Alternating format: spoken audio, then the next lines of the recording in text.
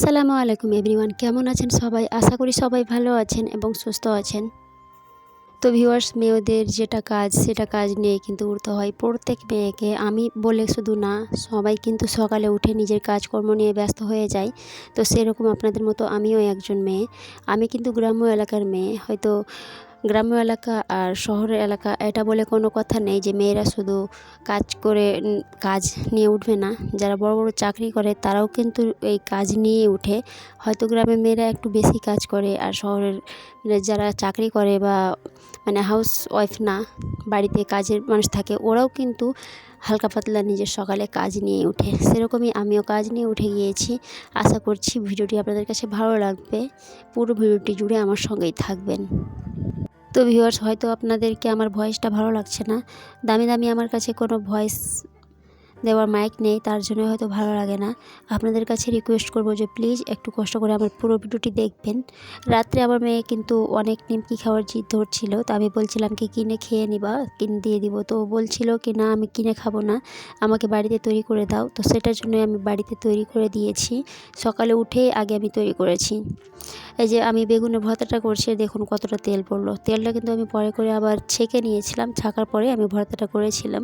তো নিমকির কথাটা বলছিলাম, আমার মেয়ে শুধু কালকে রাত্রে শুধু নিমকিটা খেতে চাইছিল না, ও খেতে চাইছে প্রায় 1 থেকে 2 সপ্তাহ থেকে। আমি শুধু ওকে টাইম দিচ্ছি, ঠিক আছে কালকে সকালে নিমকি করে দিব।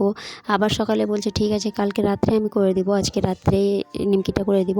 এরকম করতে করতেই কিন্তু 1 থেকে 2 সপ্তাহ চলে গেছে। এতদিন পর্যন্ত আমি ওকে নিমকিটা করে দিয়েছিলাম না। তারপরে আমি কিন্তু কালকে রাত্রে আটাটাও সেনেছিলাম। তারপরে কিন্তু আমি কাজে কর্মে একেবারে ব্যস্ত হয়ে পড়েছিলাম। আটা সানার পরে আমি মেখে রেখে দিয়েছিলাম আটাটাকে। তখন ও কিন্তু ঘুমিয়ে গিয়েছিল। সেই আটাটার আমি রুটি তৈরি করে নিয়েছিলাম। রুটি তৈরি করে আবার সকালে আমার কিন্তু সেই টেনশনে আমি ঘুমিয়েছিলাম যে সকালে উঠেই আমি নিমকিটা তৈরি করে দিব। তো সকালে উঠেই আমি আজকে কিন্তু প্রথমে নিমকিটা তৈরি করেছি। আর এই যে ও কিন্তু আঁকতে বসেছে, ও কিন্তু আঁকতে অনেকটাই ভালোবাসে। আর আমাকে শুধু বলে যে আম্মু আমাকে আর্টে ভর্তি করেন, তো আমি আর্ট শিখব। তো আমি শুধু এটাও কিন্তু ওকে আমি আশা দিয়ে রাখি, ঠিক আছে টাকা হোক আমি তোমাকে আর্টে ভর্তি করব। এটা আমি আশা আকাঙ্ক্ষা দিয়ে ওকে কিন্তু আমি প্রত্যেক দিন রাখি।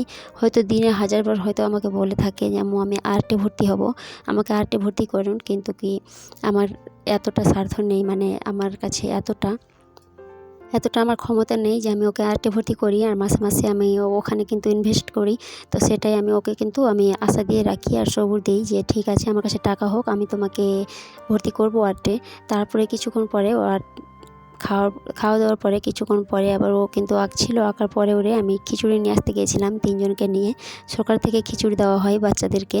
5 বছর যতদিন হয়নি ততদিন পর্যন্তই দেবে খিচুড়িটা। তো সেই খিচুড়িটা নিয়ে আসতে গেছিলাম। তো খিচুড়িটা আজকে দেয়নি, আজকে শুধু 2টা ডিম দিয়েছিল। আমার ছোট বাচ্চাটি যেটি 5 বছরের হয়নি, দুজনই।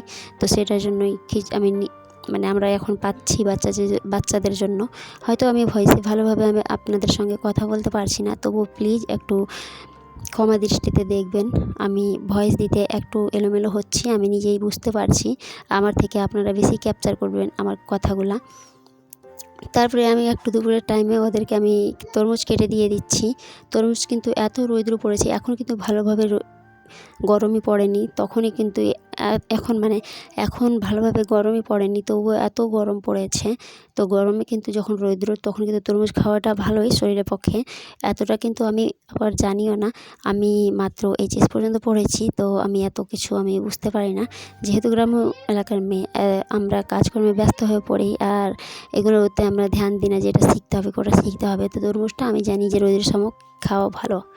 তারপরে কিন্তু অনেক কাজকর্ম অফ ক্যামেরাই করেছি। তারপরে রান্না বান্না করতে চলে গিয়েছি। তো আমি রান্নাটা করব আলু বেগুন বড়ি দিয়ে, আমি ডিম রান্না করব। তো ডিম আর বড়িটাকে ভেজে নিয়েছি। তারপরে আমি দিয়েছি রসুন বাটা, তারপরে মশলা টশলা আমি একবারে করে রেখেছিলাম, মশলা দিয়ে দিয়েছি। আলুটাও আমি ছিলে গোল গোল ফাঁক করে রেখে দিয়েছিলাম, ছিলে ধুয়ে রেখেছিলাম। আর তার আলুর সঙ্গে আমি লবণটাও দিয়ে দিয়েছিলাম। দিয়ে আমি আলুটাকে মশলাতে ভালোভাবে কষিয়ে জল দিয়ে দিয়েছি। জলটা যখন দেখবো যে বলক উঠেছে, তখন আমি দিয়ে দিব যেটা আমি বেগুনটা আমি কেটে সময় সময় আমি ছিলি বেগুনটা, তার জন্য ছিলা বেরোলো মুখ দিয়ে। আমি কেটে তারপরে ভাজা ডিমটা, বেগুন, তারপরে কাঁচা লঙ্কা দিয়ে দিয়েছি। তো বেগুন ডিমগুলো দেওয়ার পরে আর ততক্ষণ পর্যন্ত রান্না করব, যতক্ষণ পর্যন্ত সিদ্ধ না হয়ে যাচ্ছে বেগুনটা। আর ডিমটার কিন্তু আমি ডিমটা সহ দিয়েছিলাম, কারণ ডিমের মধ্যে থেকেও যে টেস্ট থাকে ডিমের, সেটা টেস্টটা ঝোলে নেমে আসবে, সেই তরকারিটা খেতে ভালো লাগে। আর এখানে কিন্তু আমার নন্দের বাড়ি থেকে আমি বলেছিলাম, ওদের গাছ আছে, তো আমি বলেছিলাম যে আমাকে দুইটি বেল দিয়ে বা 2-3টি বেল দিয়ে পাঠাবেন, তো আমি বেলের মুরব্বা করব। তো সেটার প্রসেসেই আমি লেগে পড়েছি। তো ব্যাগ থেকে আমি বেল বাইর করলাম, এখানে ছিল 3টি বেল। তো একটি বেল কিন্তু আমরা খেয়ে নিয়েছি, আর এই বেলটাও আমি ফাটানোর পরে দেখছি যে এই বেলটা কিন্তু হাফ কাঁচা হাফ হাফ পাকা। তো আমি কি করলাম, যে বেলটা একটু একটু খেয়ে নিয়েছিলাম আর একটু একটু আমার বাচ্চারাও খেয়েছে, তো সেই বেলটা আমি ফেঁকে দিয়েছিলাম, কারণ হাফ কাঁচা হাফ পাকা, তার জন্য তেতো লাগছিল। তো যেটুকু পাকা ততটুকু খেয়ে নিয়েছি, আর যেতটুকু কাঁচা ফেঁকে দিয়েছি, তিতা লাগছিল তার জন্য। কিন্তু আমার আর মোরব্বা করা হয়নি। বেলের মোরব্বা করলে কিন্তু পুরোটাই কিন্তু একেবারে কাঁচা লাগবে, একেবারে র লাগবে, তার জন্য আর আমার মোরব্বা করা হয়নি। বিস্কিটটা আমি কৌটোতে ভরে নিয়ে হটপটে রেখে দিয়েছি। আর এদিকে কিন্তু এগুলো আছে যুগনি বলে, আপনারা হয়তো চিনতে পারবেন যাদের বাচ্চা আছে। তো এগুলো নিয়ে এসেছিলো বাচ্চাদেরকে পড়ানোর জন্য। তো ওটা কিন্তু আমি যেটা একটা সাদা থাকে ঘোঙার মতো, ওটা পরিয়ে রেখেছি, বাদ বাকি আমি ফেঁকে দিয়েছি ডোরা থেকে খুলে। আর আবার কিন্তু রাত্রের টাইমে আমার মেয়ে কিন্তু ছাপতে বসে গিয়েছে, মানে আঁকতে বসে গিয়েছে। ও কিন্তু এতটাই আঁকতে ভালোবাসে যে ও শুধু আঁকা নিয়ে ব্যস্ত। আপনাদের কাছে কথা বলতে বলতে দেখুন এতক্ষণ চলে এসেছে রাত্রি, আর দেখুন কত সহজে রাত্রি চলে আসলো। কিন্তু এতটুকু ভিডিওটি করতে করতে আমি অনেক পরিশ্রম করেছি, হয়তো আপনাদের কাছে এটা আমি আশা করতে পারি। ভিডিওটিতে প্লিজ একটি লাইক দিন, আর আপনারা যদি ভিডিওটিতে একটি লাইক দিন এবং চ্যানেলটি সাবস্ক্রাইব করবেন, তো আমার এই এতটি পরিশ্রম কিন্তু আমি ভুলে যাব একেবারে মুহূর্তেই। আমি দিয়ে দিয়েছি রাত্রে ওদেরকে রুটি খেতে, যেটা আমি দুপুরে রান্না করেছিলাম সেই তরকারি দিয়ে বেগুন ছিল কিছুটা বেঁচে, ওগুলো বেগুন দিয়ে দিয়েছি। আর আমার বড়ো মেয়েটা বলছে যে আমি খাবো না বেগুন দিয়ে, তো ও বলছে আমি গোটা লবণ দিয়ে খাবো। তো লবণ আর তেল দিয়ে দিয়েছি, আর আমি নিয়েছি বেগুন আর গুড় আর রুটি নিয়েছি। খাওয়া দাওয়ার পরে আর তরকারিটা ছিল না, তার জন্য আবার ভাজি করছি। যেহেতু আমার বাচ্চাদের নাম নিচ্ছি না এখন আমি, নাম ইনশাআল্লাহ আপনারা যদি আমাকে বড় ইউটিউবার করেন, আমাকে একটু হেল্প করেন, তখন আমি পরে নাম নিব। তো আমার বাচ্চার বাবাটা বলছিল বলতে আমার বাচ্চার বাবার জন্যই কিন্তু আমি ভাজিটা তৈরি করেছিলাম, মানে রান্না করেছিলাম। তো ভাজিটা আমি করে নিয়েছি, আর তারপরে রাত্রের টাইমে ওদেরকে আমি খাইয়ে দিয়েছি। খাইয়ে দেওয়ার পরে আমি চুলাটা পরিষ্কার করে নিচ্ছি। দুপুর থেকে কিন্তু চুলাটার অনেক অপরিষ্কার হয়েছিল, আমি পরিষ্কার করে নিচ্ছি চুলাটা। আর আমার ভয়েসের মাধ্যমে আপনারা বুঝতে পারছেন যে আমার থেকে কথাটা কিন্তু আঁকড়ে যাচ্ছে। আমার সামনে আমার আগে আমার পাজরে কেউ কিন্তু নেই, তবুও কিন্তু এতটা আমার ভয় করছি আমি ভয়েস দিতে, কারণ এই ভিডিওটা কিন্তু চলে যাবে ইউটিউবে। আর ইউটিউব দুনিয়াটা এমনই দুনিয়া যে দেখবে না তো কেউই দেখবে না, আর এই ইউটিউব দুনিয়াটা হচ্ছে পুরো পৃথিবীতে এটা ছড়িয়ে যায়।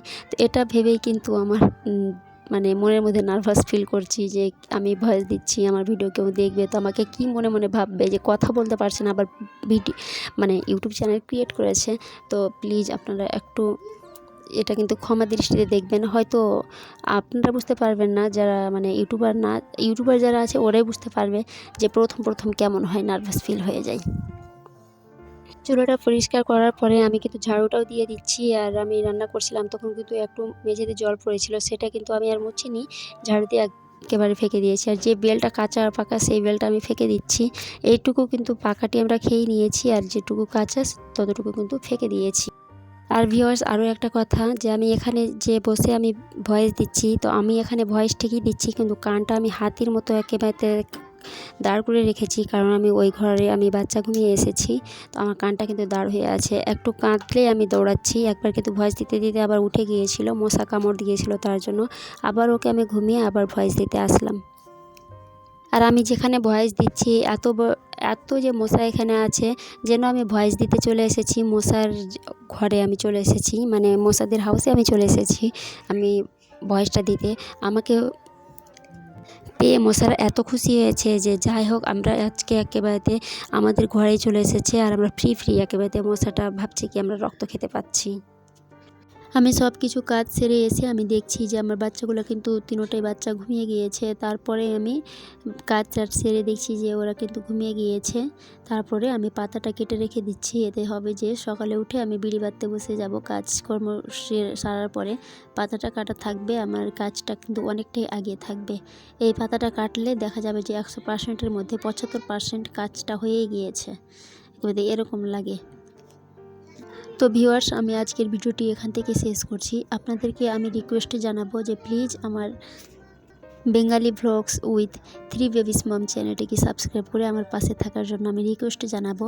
এতে আমি রিকোয়েস্ট কেন জানাচ্ছি, আমার কোনো না যে আমি রিকোয়েস্ট আমি জানাতাম না যদি আমাকে আল্লাহ তাআলা একটু ভালো রাখতো, যে আমি আল্লাহ তাআলা আমাকে ভালো রাখতো বলতে আমার আল্লাহ তাআলা অনেকই ভালো রেখেছে। তবুও আমি একটু রিকোয়েস্ট জানাচ্ছি যে আপনারা যদি সাবস্ক্রাইব করে আমার চ্যানেলটার পাশে থাকেন, তবে আমার 3টি বাচ্চার হয়তো সামনে অনেকটাই জীবনযাপনটা ভালো হবে। আপনাদের সঙ্গে দেখা হবে নেক্সট ভিডিওতে। সবাইকে জানাই আসসালামু আলাইকুম মন থেকে।